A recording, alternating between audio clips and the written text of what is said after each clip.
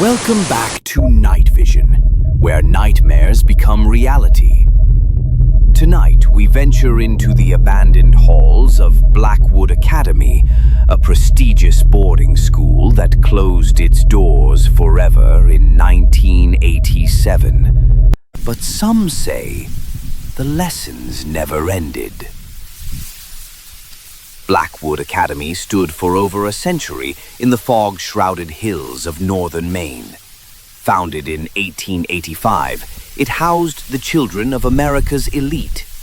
The Gothic stone building with its towering spires looked more like a cathedral than a school. Perhaps that's why the locals called it the Cathedral of Screams. For decades, everything seemed normal. Excellent grades, prestigious alumni, perfect reputation. But in 1987, everything changed. It started with the missing students. First, it was Sarah Chen from the senior dormitory. Then twins Marcus and Michael from the third floor. One by one, students began vanishing during the night. No signs of struggle. No broken windows. They simply disappeared. The headmaster, Dr. Elias Crow, insisted they were runaways. Troubled children from troubled homes, he claimed. But when little Emma Hartwell's screams echoed through the halls at 3:33 a.m. every night for a week straight, and no one could find her, the parents started asking questions. The truth came out when maintenance worker Joe Martinez was checking the school's old foundation. Behind a false wall in the basement, he found them. 7 children.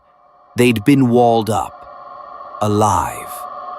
But here's what still haunts investigators. The bodies showed no signs of decay.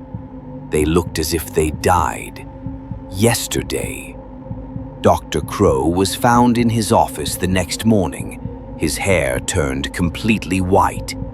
He kept repeating the same phrase. They wanted to stay for eternal detention. In '76, 3 teachers were found empty. Not dead, but empty. Going through the motions of conversation with no one there. Dr. Elias Crow became headmaster in '84, dismissing the stories as superstition. For 3 years, the incident stopped. But something was building in the basement. Corridors that led to rooms not on any blueprint. Sounds of lessons in progress at night. And then came 1987. It started with Sarah Chen from the senior dormitory. On October 3rd, she vanished from her room while studying. Her books still open, pen still in hand, but Sarah had simply disappeared. Then came the twins Marcus and Michael from the 3rd floor. One by one, students began vanishing during the night. No signs of struggle, no broken windows. They simply disappeared. Dr. Crow insisted they were runaways, troubled children from troubled homes. But when little Emma Hartwell's screams echoed through the halls at 3:33 a.m. every night for a week straight, and no one could find her, parents started asking questions. The screams were always the same. "Help me! I can't see the door! The lesson won't end!" Security cameras showed empty hallways, but the screams continued. Temperature readings showed Emma's dormitory room dropping to freezing while she screamed, but thermal imaging detected no human presence. It was as if Emma existed somewhere else, somewhere between dimensions, trapped in a space that overlapped with our reality, but wasn't quite part of it.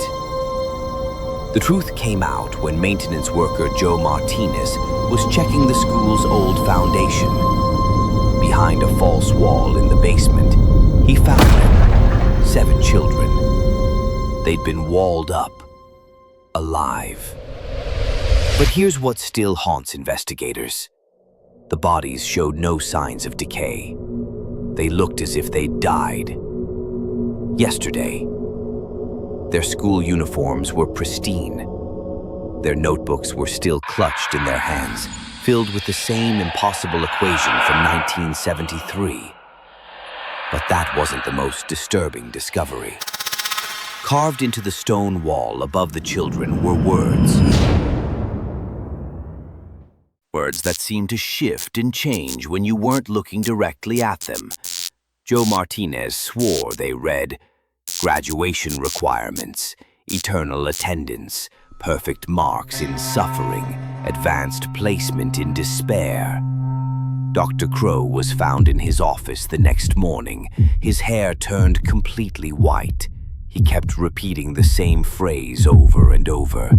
They wanted to stay for eternal detention. The curriculum demands completion. Class will never be dismissed. When investigators searched his desk, they found his appointment book. Every entry for the past month was written in a child's handwriting, appointments with students who had been missing for weeks. Blackwood Academy closed immediately after the discovery. The building was sealed, condemned, and surrounded by chain-link fencing. Dr. Crow spent the rest of his life in a psychiatric facility, drawing the same symbols over and over on the walls of his cell. Symbols that matched those found in the children's notebooks. Symbols that drove 3 different psychiatrists to nervous breakdowns just from looking at them. But the locals, they still hear things. Every night at 3:33 a.m., lights flicker in the abandoned classrooms. Shadows move behind dusty windows. And if you listen carefully, you can hear the sound of chalk on blackboards, children reciting lessons, and the slow, methodical turning of textbook pages. Urban explorers who've broken in report terrifying phenomena. Classroom doors slamming shut, trapping them inside. Children's laughter echoing from empty halls. Desks that rearrange themselves into perfect rows. And always, the sound of little feet running up and down the corridors as if late for class. But the most disturbing reports come from those who've entered the basement.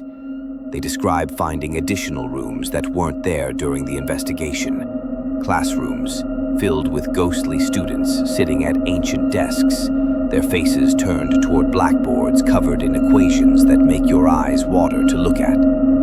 The students never move, never blink, but their pencils continue writing, scratch, scratch, scratch, filling page after page with homework that will never be graded. In 2019, paranormal investigator Rebecca Stone spent 3 nights in Blackwood Academy. She left after the second night, but not before her equipment captured something that still gives investigators chills. The sound of 7 young voices, chanting in unison. Class is in session. Class is always in session. Won't you stay and learn with us? The final exam never ends. Her thermal cameras showed 7 small figures standing around her tent. Figures that cast shadows but had no body heat. Rebecca's final recording captured her own voice, but speaking words she claimed she never said. I understand now. The lesson was never about reading or writing or arithmetic. It was about learning to exist between spaces, between life and death, between knowing and forgetting. They're not trapped here. They're the teachers now. Temperature readings showed the building dropping to 32 degrees in the middle of summer, and Rebecca's medical exam afterward revealed she had aged 5 years in 2 days. Today, Blackwood Academy still stands, empty and waiting. The local sheriff posts warnings around the property, not because of trespassers, but because of what the trespassers might bring back with them. You see, those 7 children are still attending classes, still taking roll call, still waiting for new students to join them. And they say once you hear your name called in those halls, once you sit down at one of those desks, once you pick up a pencil to complete their eternal assignments, you never truly leave. The building itself has begun to change, as if the horror within is reshaping reality around it. Satellite images show the structure expanding, new wings appearing overnight that weren't there the day before. The basement has grown into a labyrinth of impossible corridors, each one leading to classrooms where different subjects are taught: advanced suffering, honors despair, graduate studies in eternal torment. Local children report dreams of walking through Blackwood's halls, sitting in those classrooms, learning lessons that they can't remember when they wake but that leave them changed, quieter, more distant, as if part of them never quite returned from those dream lessons. Some have been found sleepwalking toward the academy, their backpacks packed with notebooks filled with those same impossible equations. Recent investigations have revealed that Blackwood Academy was built on the site of an older structure, a colonial school that burned down in 1798, killing dozens of children. Before that, it was a Native American sacred site, a place where young tribe members went to receive visions from the spirit world. The land itself seems to collect young minds, to feed on potential and promise, transforming education into something far more sinister. Some schools teach you lessons for life. Others teach you lessons for eternity. But Blackwood Academy. Blackwood Academy teaches you that some lessons should never be learned. This has been Nite VZN, where education takes on a whole new meaning. Subscribe if you dare, because in these halls, every lesson is a final exam, and graduation means never leaving.